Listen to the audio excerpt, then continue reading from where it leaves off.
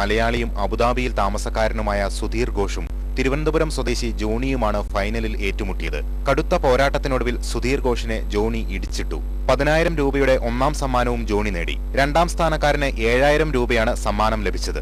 വനിതാ വിഭാഗത്തിൽ ബംഗാളിന്റെ അഭിലാഷ കുമാരി ചാമ്പ്യനായി. 5,000 രൂപയാണ് സമ്മാനത്തുക. ബംഗാളിന്റെ തന്നെ മധുമിത ദാസ് രണ്ടാം സ്ഥാനവും 4,000 രൂപയും നേടി. പുരുഷ വിഭാഗം ലൈറ്റ് വെയ്റ്റിൽ കർണാടകയുടെ ജേക്കബ് ഒന്നാമതെത്തിയപ്പോൾ പശ്ചിമ ബംഗാളിന്റെ സന്തോഷ് കുമാർ തൊട്ടു പിന്നിൽ നിന്നു. തിരുവനന്തപുരം ക്യോക്യുഷൻ ക്ലബ്ബാണ് 2 ദിവസം നീണ്ടുനിന്ന ടൂർണമെന്റ് സംഘടിപ്പിച്ചത്.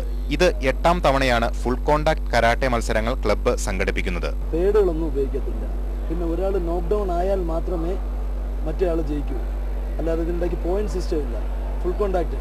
പിന്നെ ഫസ്റ്റ് റൗണ്ടിലോ ഒരു തേർഡ് റൗണ്ട് വരെ പേടോ ഒന്നും ഒരു ചെറിയ ബാൻഡേജ് പോലും കെട്ടാൻ പാടില്ല. കേരളം, കർണാടക, തമിഴ്നാട്, ആന്ധ്രാപ്രദേശ്, പശ്ചിമ ബംഗാൾ എന്നിവിടങ്ങളിൽ നിന്നും 100ഓളം പേരാണ് മത്സരങ്ങളിൽ പങ്കെടുത്തത്. നോക്കൌട്ട് അടിസ്ഥാനത്തിലായിരുന്നു ടൂർണമെന്റ്. ആകെ 1 ലക്ഷം രൂപയാണ് പ്രൈസ് മണിയായി ക്ലബ്ബ് നൽകിയത്. ജയ്ഹിന്ദ് ന്യൂസ്, തിരുവനന്തപുരം. ഒളിമ്പിക്സിന് ഇനി 24 നാൾ കൂടി.